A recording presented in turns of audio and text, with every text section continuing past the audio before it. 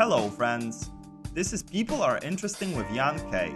In each episode of this show, unique individuals share stories that take us on a ride across ideas and places, featuring crocodile attacks in Indonesia, escaping war-torn Lebanon, and shark protection schemes in Mauritania. This podcast takes you where you've never been before. Enjoy and thank you for joining the club.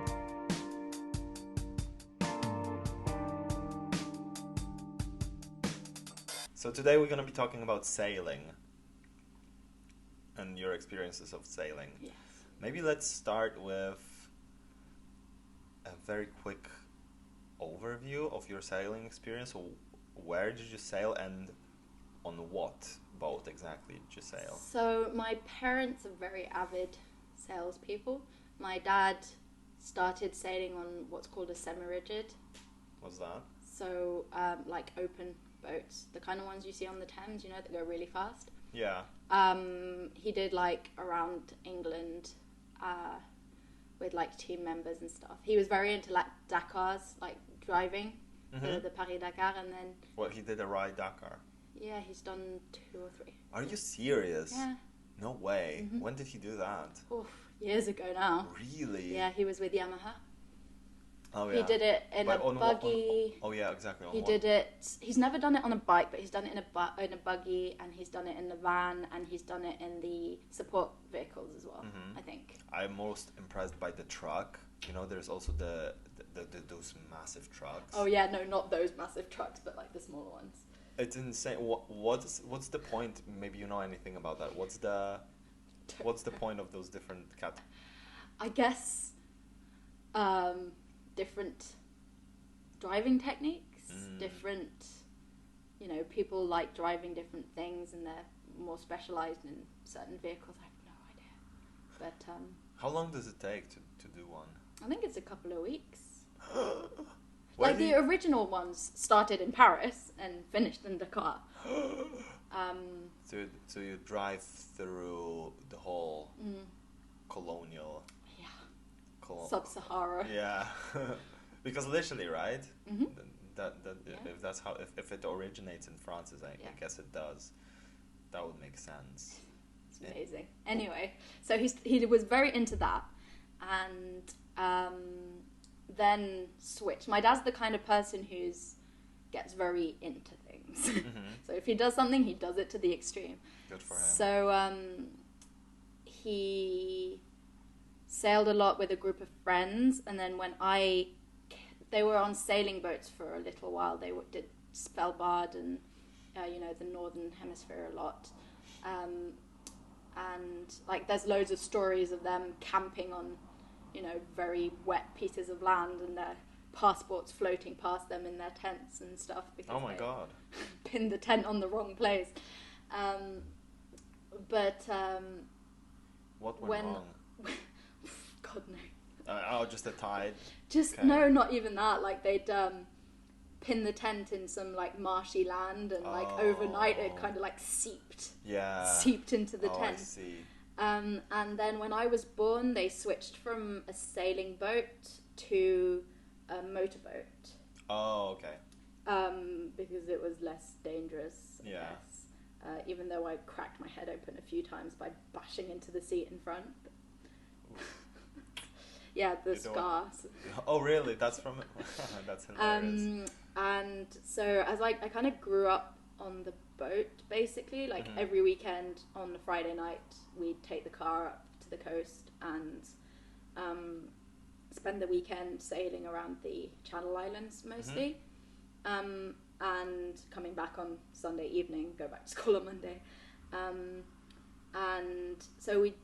Like our playing ground was the Channel Islands, like short term, and so it's Alderney, Guernsey, and Jersey. I don't know if you know, it's off the coast of France, and the rest of the time was usually holidays. So we'd do bigger trips, like going south coast of England, going up to Scotland, going up to Ireland.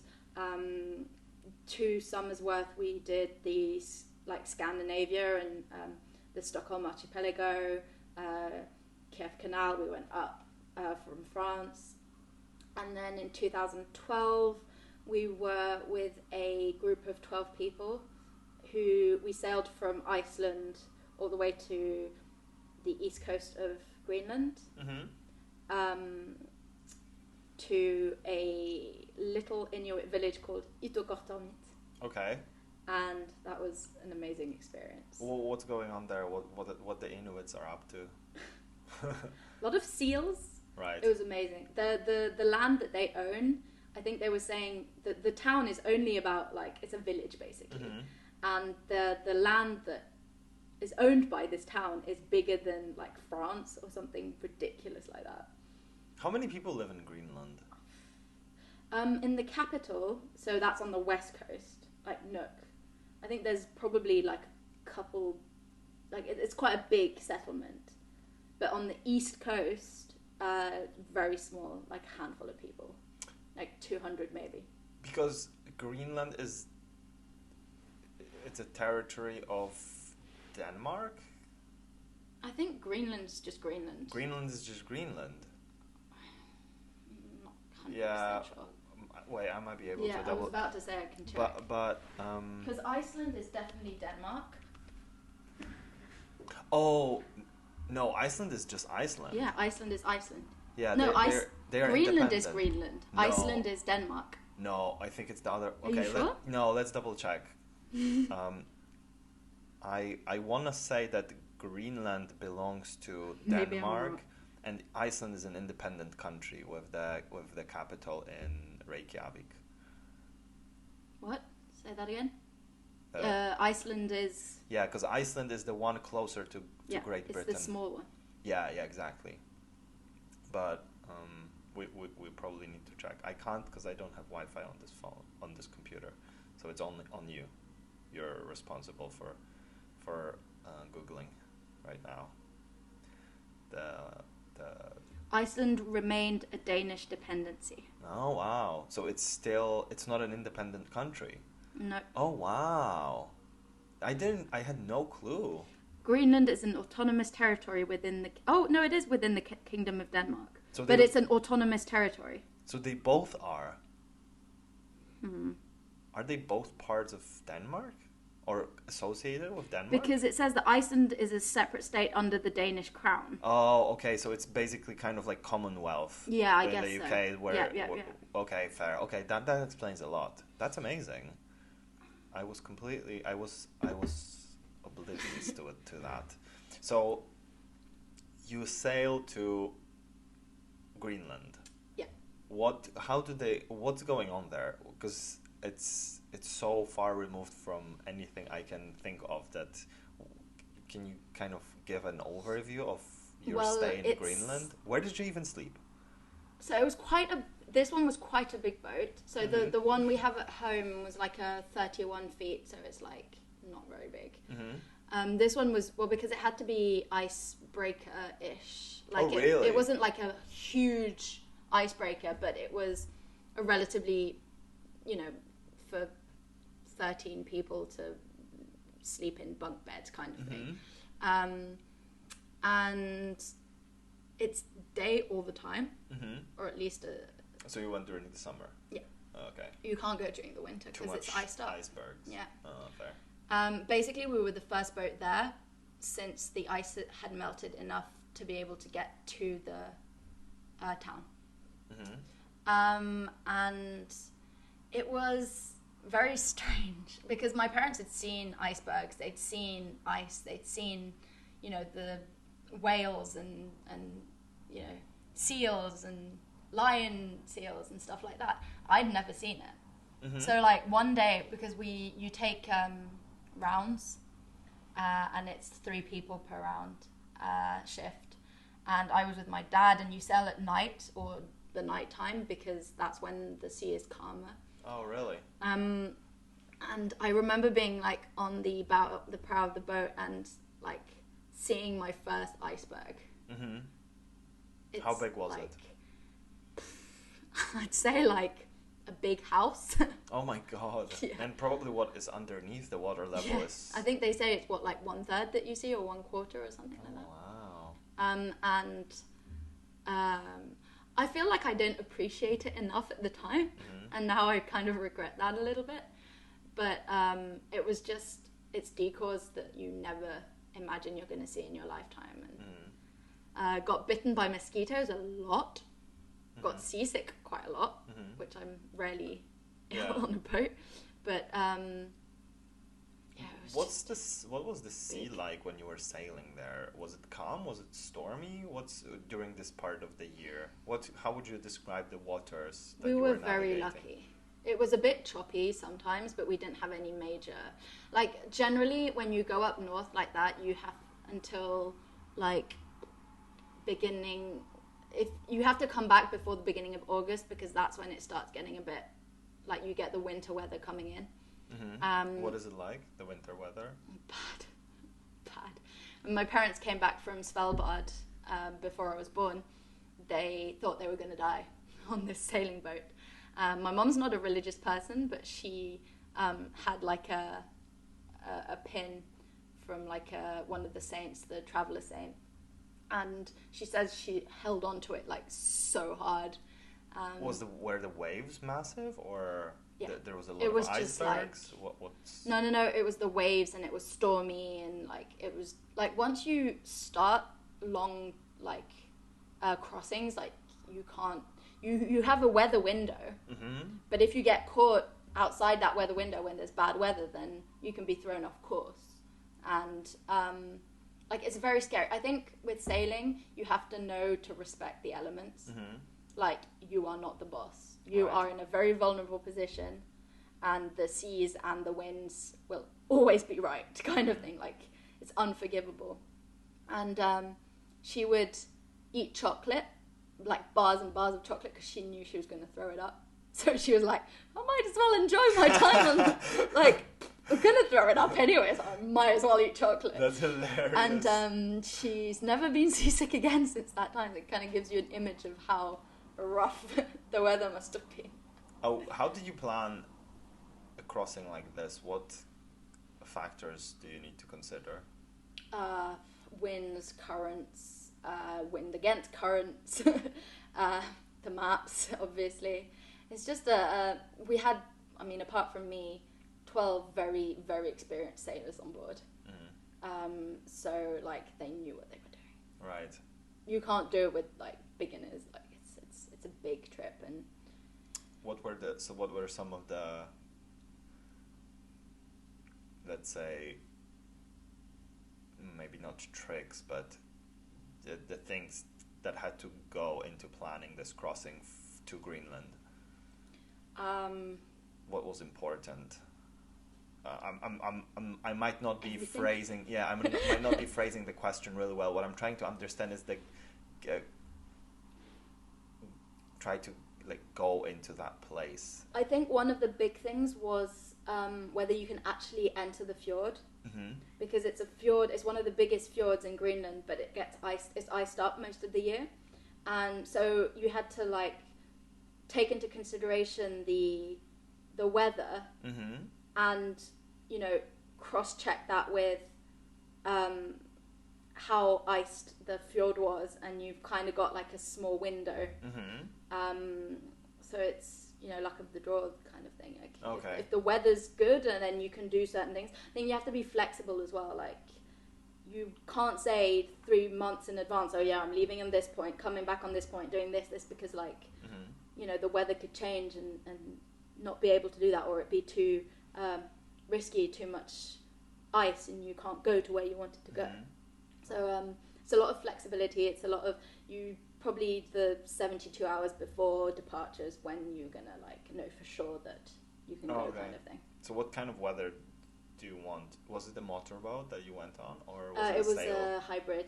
There was a sail and a motorboat. And what did you use? Bit of both. We were very lucky with the weather. It was gorgeous weather.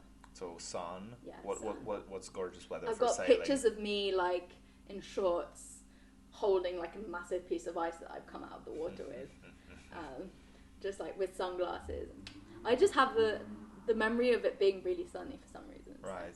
So how long was the crossing? I think 2 days. Okay. 2-3 days. 2-3 days. Yeah. So you were sailing in shifts, you said. Yeah. So why do you need 3 people? Because you've mentioned that there were 3 people up. Because you're never going to be alone. and it's a pretty big boat, so to be able to adequately manipulate it and stuff, I think it was just the easiest way to have two people. Okay. And because there were some like my mum was there and the wife of another one of my dad's friends was there, so there were certain people who were maybe not quite as confident, like they've done a lot of sailing, but they wouldn't be quite as confident enough to make spur of the moment decisions with such a big boat. Right.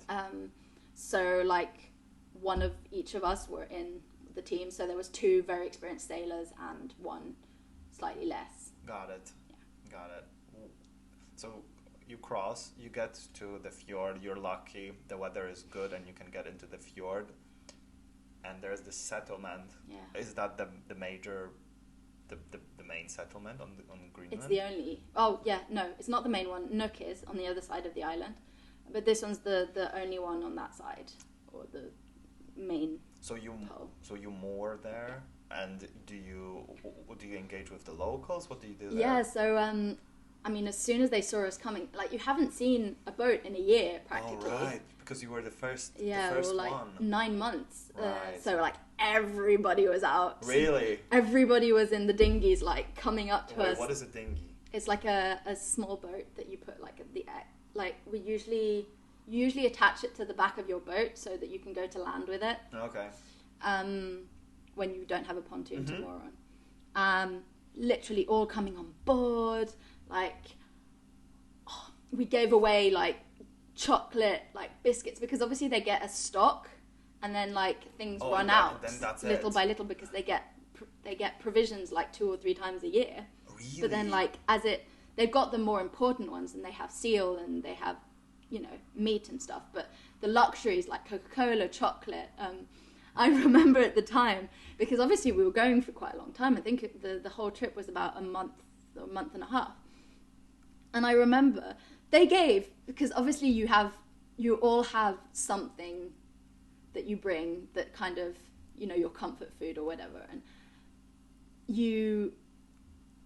they brought a lot of alcohol because there were 12 of them. And so you calculate, how many glasses per like meal is everybody going to drink? And so they brought some Coca-Cola for me, and they brought, like, everybody had, X number of chocolate squares for the whole trip. And they didn't give out any of the alcohol, but gave out all my Coca-Cola. All of it. And I remember being so devastated. And my mum being like, you're so selfish. And I was like, well, why don't you give out your wine then if I'm so selfish? And she was so like, hilarious. Okay, fair enough. Yeah. And like, so we stashed 1 bottle of Coca-Cola and like 1 thing of chocolate so that like I would have something to drink. That's so hilarious. Because I wasn't drinking at that time. Like, of course. It was just, I just remember it. The things that stick to you is so funny. Wait, so let me actually pick up on that one, because that blew my mind a little bit. So there's this settlement. How many people would you guesstimate I'd say live there? 200 to 300. Oh, okay, so it's tiny. Yeah. Okay. Is there a shop there? There's a little shop. There is a little shop. Yeah. But you can walk around the town in like half an hour. It's really small. What can you get in this shop? Like, is it everything? What can you get there? It's the bare necessities. Okay. So like, there were no like fresh fruit and veg. Like you get a lot of tins. You get a lot of like dried meats. Like obviously they hunt. So like I remember coming up to the pier and there was just like a dead seal in the water. And like to keep it cold, because why not? Like, why take it out and use electricity to keep it if you can just put it in the water? It's the same temperature. So they have polar bear skins everywhere.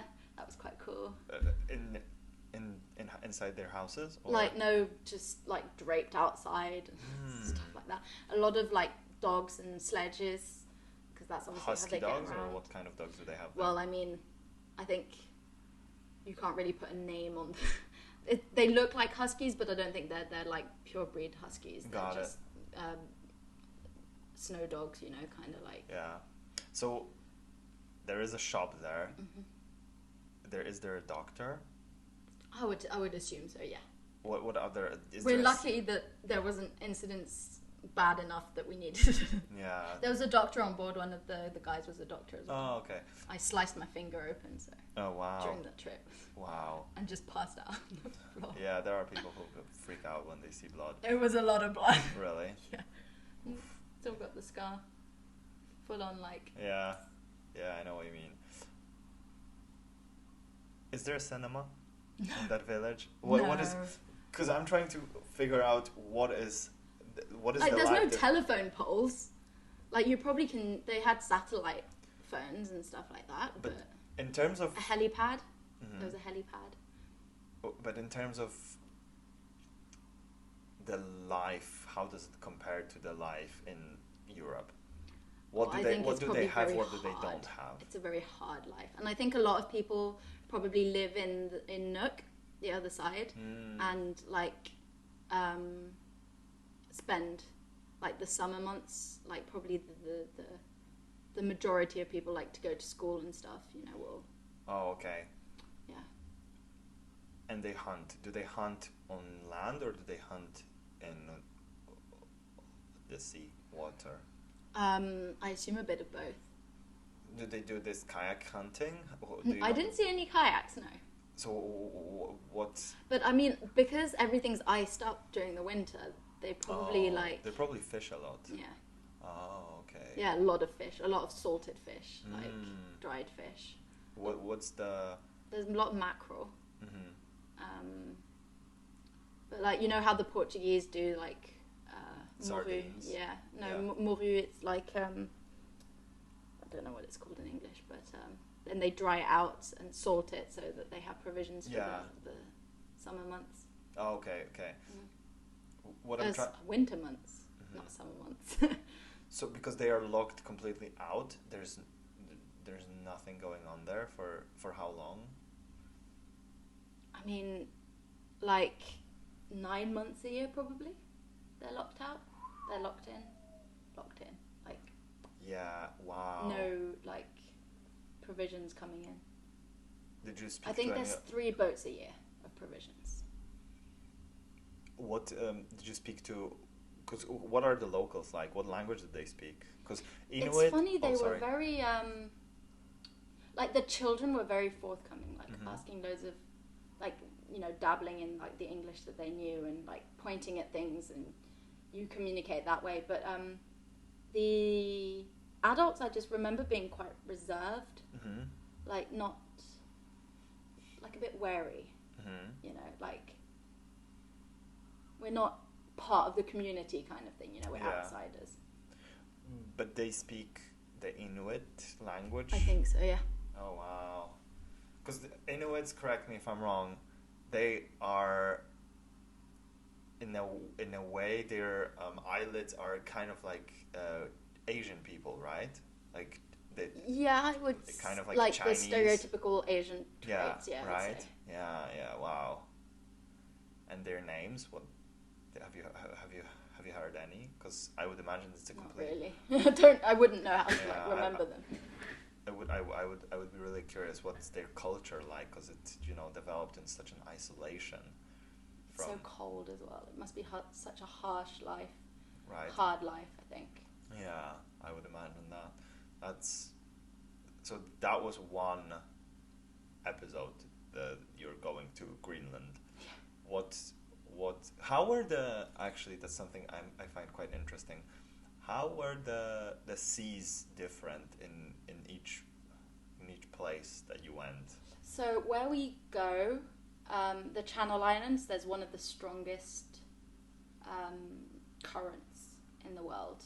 Really? Yeah. Huh. What is it? Is it the Gulf Stream? What? The Gulf Stream goes. It's in the Atlantic and then goes underneath. But actually, my mum and a friend of my dad's were in a boat once, and he goes, "Oh, look, we know we're on the Gulf Stream because if you put your hand this side of the boat, the water's cold. And if you put your hands this side of the boat, the water's hot. And my mum goes, "Wow, like I didn't realise that it was such a drastic change in temperature." And they were all taking The piss. Yeah. Because she'd put the water like where the motor evacuates the water. And That's hilarious. Yeah. So, it's quite funny. Channel Islands, the currents are really strong. Yeah, and they've actually even started thinking about a project with like turbines under the water. Oh, really? Yeah. Oh, I wonder what kind of effect is it going to have on the marine life? True. If you want to put like a turbine through the water, interesting. But yeah, no, there's loads of like conditions. Obviously, like I think it's just a project, but yeah, like it's notorious. Like there's shipwrecks all over the place. Like, just to add something on the previous point, I'm sure that the big energy companies will take care of the environment as they always did. There's like a massive nuclear power plant as well near there, so. Yeah. So there's a lot of shipwrecks there because of the currents. Have you seen any, or you just? I've seen loads of documentaries. It's amazing. Oh yeah, and they've all little crosses on the map. Oh really? Is the water quite shallow there? No, it's just there's a lot of rocks, and the currents are treacherous, and if you go at the wrong time, and that your wind is against the current, it makes like really turbulent seas. Okay. And like it's just sometimes you see like a massive thing sticking out of the sea. You're like, what's that? And it's like a massive rock. Oh really? Yeah. And it slices you open like a tin opener. Like right. It's just so dangerous. Okay, so that's the Channel Isle. That's the channel. And what are the islands there? Because I only kind of know that they are good for tax. Right? Not anymore. Not anymore? No, not anymore. So there's Alderney, which is the smallest one, the one we go to the most often. And then there's Guernsey, which has a lot of history during the war, because it's the closest to Britain that the Germans ever got. Oh, really? Yeah. Oh, they took them? Yeah. And I don't know if you've seen the film or read the book Potato Peel Pie Society. No. What is it about? It's very good. It's about like the resistance at the island. On Guernsey, because basically one day to another they were asked to leave, basically, because the Germans were coming, and it was like a split-second decision, and a lot of people stayed, and like it was just a very devised, like the population was very devised, and so that's got quite a lot of history. There's a lot of bunkers and stuff like that. And the third one is Jersey, which is the biggest. Right. Anything particular you've seen there or worth noting? I mean, one day we went to a cluster of islands for dinner, and we were going to stay the night, so we'd moored there, except that the wind had picked up, and so we were with another boat, another friend, and we took our dinghy to their boat, had dinner there, and it was like dark when we decided to take the dinghy back to our boat, and it capsized. The dinghy capsized. I was very young. Wow. My mum, because we have a skill for always carrying way too much stuff with us. Like it's always like my homework, my thesaurus, my dictionary, the pencil case, like it's always over. Literally the next Monday or something, I told this story to my classmates, and my mum got a phone call from the teacher going, "It's really good. Ella's got a great imagination, but it's a problem with these lies. Like she can't keep." And my mum was like, "Oh, what did she say?" She said that you capsized in a dinghy, and that you were carrying her thesaurus on her back, and that's why her That's why she couldn't do her homework. Well, that would have been a good excuse. That would have been a good excuse. That's why, this, and this. And my mum was like, "Oh, no. Please don't call Child Protective Services." But yeah, no, that's completely true. So I was scarred for life with that. Maybe that's why I'm scared of the water. Yeah. Yeah, no, that was traumatic, actually. And then what about the sailing? You've mentioned something about Scandinavia and Scotland and England. Yeah, so Scotland I was a bit younger, so I don't really remember. I was probably about 5 or 6. The only thing I remember about that is me absolutely wanting to go into the dinghy and drive around on my, like, paddle around on my own, and my dad said no. I'm gonna,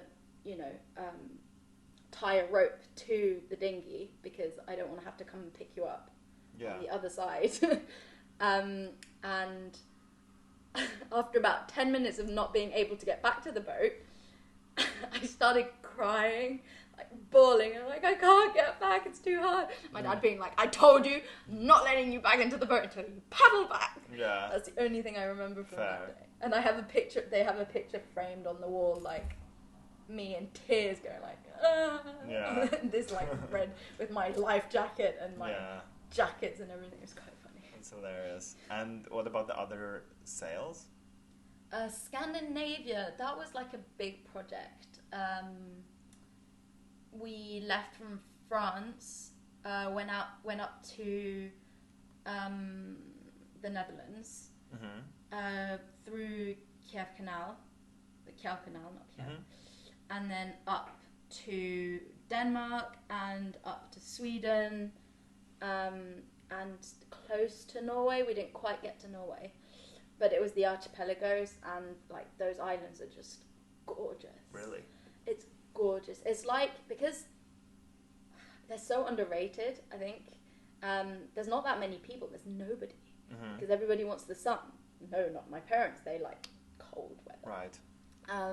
And it's just these islands that are everywhere, and you just come up with your boat and like tie up to the rock, and there's you've got these little tiny islands that nobody's on. You just get your barbecue out, and like we had a whole strategy put in place to moor the boat to the rocks, because it's very shallow. The slope is very small, so it slopes down for a long time, and you have to come in through the front.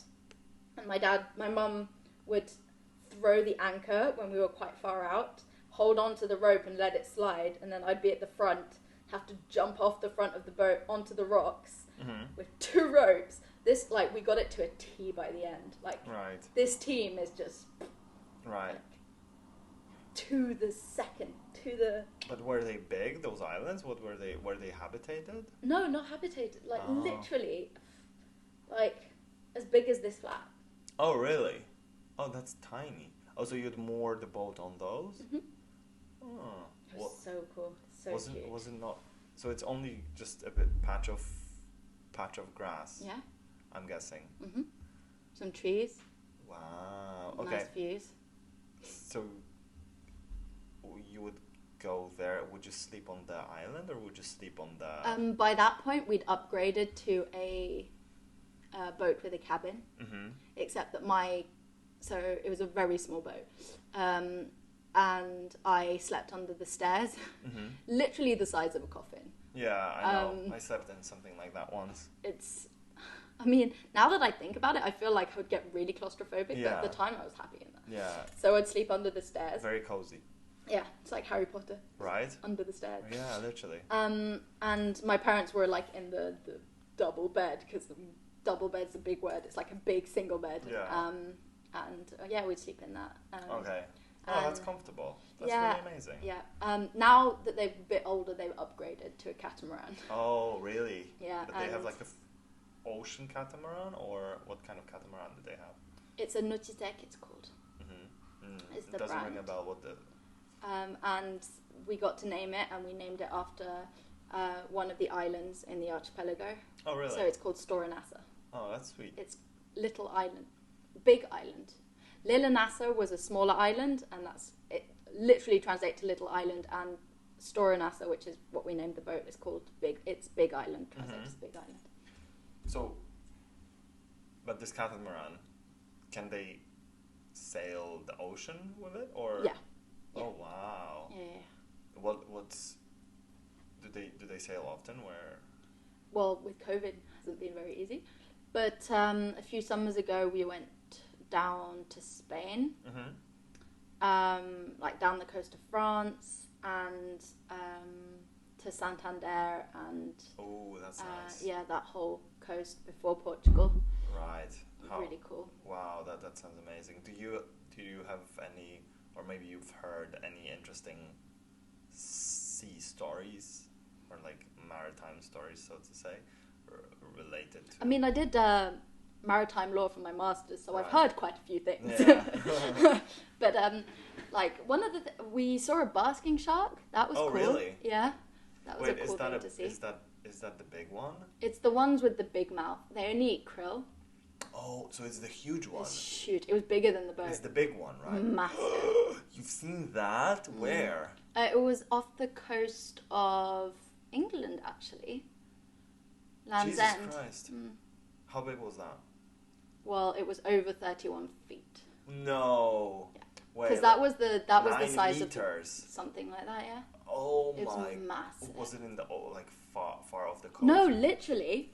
Oh, what? Were we off the coast? Yeah, were you far from the coast? I mean, yeah. Like, I'd say a good hour off the coast. So he probably came to see what's up with the boat? Like, he came... I think he was sleeping on the surface. Because literally, we came up right next to it. And he kind of... When he woke up, like, we looked at him for ages. And when he woke up, like, he hit the boat with his tail a little bit. And it was like... Wow, yeah, that's insane.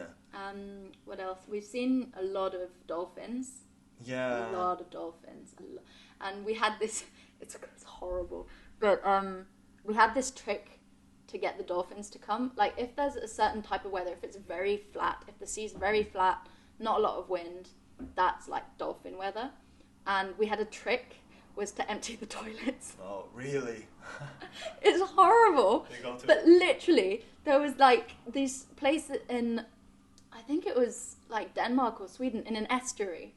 It was like, in the town, they were like, oh yeah, we have these dolphins. We don't see them all the time, like, but they are here. They live in the estuary, blah, blah, blah. And they make you pay to go out in these boats to see the dolphins. Right. And my dad was like, shall I try and empty the toilets? Like, shall we see if they come? Like, all these boats around us, my dad, like, and they all came. Really? So I don't know if it's like... That's hilarious. But yeah, like, they were all coming. So funny.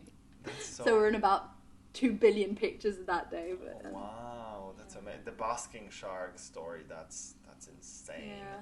That is absolutely insane. There's so many things that have happened. I think the stories that you remember in sailing is when things have gone wrong. Yeah, I would love like, to hear those. When things go right, yeah, it's not that interesting. It's not fun. Do you have any of those, or have you heard any of... I have 2. Oh, really? That have happened to us. Once, okay, this is the okay one. Basically, we were taking the boat from one place to another. That was just a really long day. It was faffing around because the boat had been repaired, and we were taking it from one place to another, and then to another place. And so we got to one place, put my mum to the shore. She slipped on algae on the stairs up, ended up in the water. We nearly crushed her against that was like... Oh my god. Anyway, so she was getting the car and meeting us somewhere else.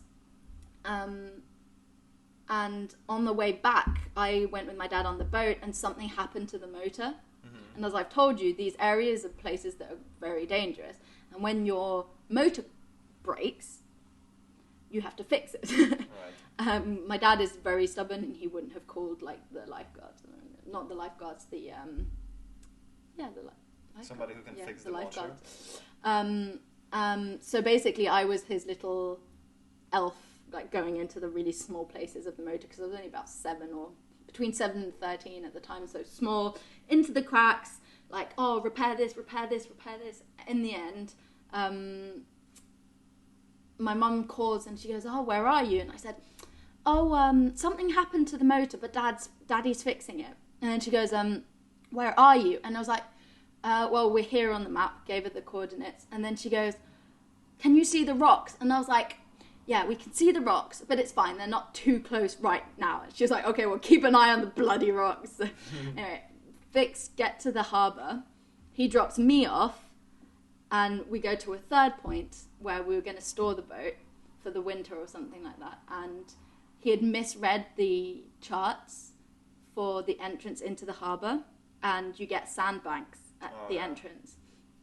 And we were having a coffee waiting for him, and then we see this commotion at the end of the pier, and we're like, why is everybody going? So we go, and my dad was there, like the boat perched on a sandbank. Oh no. So you had to wait for the tide to come up. Yeah. It's quite a long time, 6 hours. Right. Perched on the sandbank.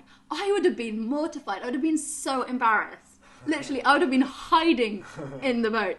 He was like outside with his glasses on, cup of coffee, reading his book. Good for him. And we were all like, oh my God, look at that idiot. He misread, like he had last year's like timetable. He didn't read it properly. And my dad. Oh, it's your dad. So funny.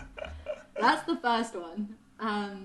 You do a lot of misreading times and stuff. Mm-hmm. And the second one was when we went to, it was in Sweden, I think, and we had to get under a bridge. Mm-hmm. There was a kind of mast on this boat, on this motorboat, which had like all the VHF, the satellites, the everything. Oh my God. And my parents are very impatient. My dad's very impatient. And he goes, it's okay. I'm not waiting quarter of an hour for it to open. I'm sure we fit underneath. He was like, oh, the boat's about this high. We'll fit underneath. He goes to me and my mum, okay, you stand outside and tell me if it goes under. So we're like, it's going, it's going, it's going. It's not going, it's not going, it's not going. Crash. Really? Like, it took out like a good 10, ripped off, cables going in every direction. Again, me and my mum super embarrassed. My dad goes, why didn't you tell me it was why didn't you not tell me that it wasn't going under? And we're like, well, there was current, you couldn't have stopped it. So anyway, then we spent about 3 days at a harbour fixing it. Like my dad was best friends with the ship chandler at that harbour, and borrowing all his tools and trying to repair it. Oh, he was fixing it himself? Yeah. Did he manage to do it? Yeah. Really? Yeah. Oh wow. A real mechanic. That's impressive. He managed to actually fix the thing. So basically, because it had ripped, he had to cut a good portion on each side to get rid of the rip, and then he riveted a piece of metal inside and made sure the cables were still going and That's insane. He was able to do it himself. Yeah, it was quite funny. That's really yeah. That is really stunning. I would say. You do spend. I mean, as a kid, I spent a lot of time alone in that situation. That's the counter side to that. They're adults. I spend a lot of time with adults, less so with kids my age, especially only child kind of thing. Fair. No, but it's insane that he could actually fix the thing. Because probably fixing it would be quite pricey, I would imagine. Probably. Everything that relates to sailing is probably quite pricey. It's not. Well, also people tend to, because it's a specialism, they tend to milk you for it, and they'll be like, oh no, you have to replace everything, and my dad's like, no. Right. What are you talking about? That's I think the most incredible stories from this episode definitely was the basking shark and the Greenland. Everything about Greenland. That was. I wish I could go again. Yeah. Would you go to the same place, or would you? Oh, I think it's the kind of landscape that's constantly changing, especially with the climate change and stuff like that. I think. Climate what? What? It's a conspiracy. Exactly. But the ice packs are not as prominent, and you can see it. Even now, I think I was looking at a map the other day, and the fjord doesn't totally close up now. Oh really? Yeah. The one. That used to be completely. Really? And there's been such an impact that the ice no longer covers the whole fjord. I mean, Inuits are probably happy Coca-Cola all year round, right? Not my Coke! Yeah. Funny. Yeah. It's that and the mosquito bites that I remember from that trip. On my elbows. But it's once you got there, right? Because I can't imagine mosquitoes were in the open sea. Well, we kind of travelled around. We didn't stay at the Inuit settlement. Okay. So we looked at other, like, we sailed around. With sailing, you tend to find a nice mooring spot where nobody else is, and then you, like, go hiking or walking, or, like, you look at the glaciers and take pictures. Right. Amazing pictures, obviously. But did you see any really big ones? Yeah. Like, really? How tall were they? Like, I mean, I think some of them were probably like 4-story buildings. Wow. But in the water? Yeah, in the water. Oh, that had wow. broken off from the glaciers. Oh, I see. Oh, wow. And like the wildlife is crazy. Really? What We didn't see any polar bears though. Oh. Carried a gun all the time. You have to. Oh, really? Yeah. But didn't when see you go any. onto the land, yeah. you carry the gun all the time. Oh, wow, really? Huh. And that's in case there is a polar bear showing up. Yeah, exactly. Do you need to have a tag or to shoot it, or? I don't know exactly. I wasn't allowed to touch the gun. Yeah, well. But yeah, it's last necessity though. But the thing is that they get very aggressive. Yeah. So you just have to. There's no way. Is there out. a lot of them there? Less and less. Fair. We didn't see any, but like there was a good like 6 or 7 polar bear skins in that town. So like there are some. That's so. What else about the nature was so stunning? The whales were cool. I loved the whales. Whales? Whales. What's that? Like whales? Like dolphins, but bigger. Oh, whale. Oh, sorry, I had a mix-up of my mind. Okay. Yeah, saw a few whales. Really? Yeah, that was amazing. Literally. Well, do you know what kind? I think they were blue whales. Oh, really? Yeah. A lot of seals. Mm-hmm. I think they're called lion seals or something. Sea lions. Sea lions. Oh, the big ones. Sea lions. Saw some sea lions. I heard that they prey on little seals, sea lions. Oh, they definitely do. That's pretty gory. I mean, it's life though.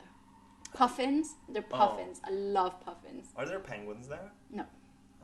Penguins are south. South? Oh, so polar bears are north, penguins are south. Mm-hmm. I get it now. Antarctica is penguins, and the Arctic is polar bears are probably like, shit, we're at the wrong place. Damn it. Yeah, because it would be such an easy supply of food, right? Yeah. I almost wonder why. Do you know anything about why there are no penguins I think there north? are some colonies of smaller penguins. Mm-hmm. But I don't want to say anything stupid. Fair. I don't know much about it. But because it makes sense why there would be polar bears up north, because probably they just walked, right, on the ice. Yeah, but you think Antarctica is the continent, isn't it? The Arctic is just an ice cap, whereas Antarctica is a continent, so it would have made sense for them to be in Antarctica more than the Arctic. I guess to sustain a predator huge like this, you need actually a lot of prey, and to sustain enough prey for a predator like this, you need to have actually a lot of food. So I think it just, you need to have a very seals. Yeah, I guess, yeah. I guess because there's a lot of food underwater, fish, in Antarctica. But I think it just makes sense that they would just walk from Canada or whatever when there was more ice back in the day, and that's how they got there. I don't think they didn't. But puffins are my favorite animals, probably. What are they? Birds? They're the very little birds, black birds with colourful beaks. Oh, okay. And they are like literally my spirit animal.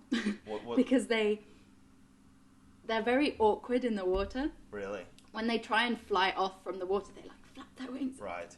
Half of the time they just back into the water. It's so funny to see. Really? Yeah, they're really But cute. so their natural environment is water or air? It's land. Oh. But like they, evolve in water and land, and they fish, etc. Amazing. That's fascinating. Yeah, I would love to see an ecosystem like this. I'd love to see penguins. Greenland. My dad saw penguins and he says they stink. Where That did is he the see them? one defining feature when they went to Antarctica. Oh, how did they start there? They flew to Ushuaia, Where's that? South America, Oh, wow. and then sailed down. Oh, so they had to cross the, what is it called? The Cape Cape of Good Hope? No, Cape of Good Hope is South Africa, right? yeah. The Drake's Passage. What's Is it it called? called the Drake's Passage? Isn't it Cape Horn? Oh, yeah. Is it Cape Horn? I always I mix think up my capes. Yeah, I think if you could... It's Cape Horn or Cape of Good Hope. It's one or the other. Yeah, but... Yeah, Cape Horn, that's it. Okay.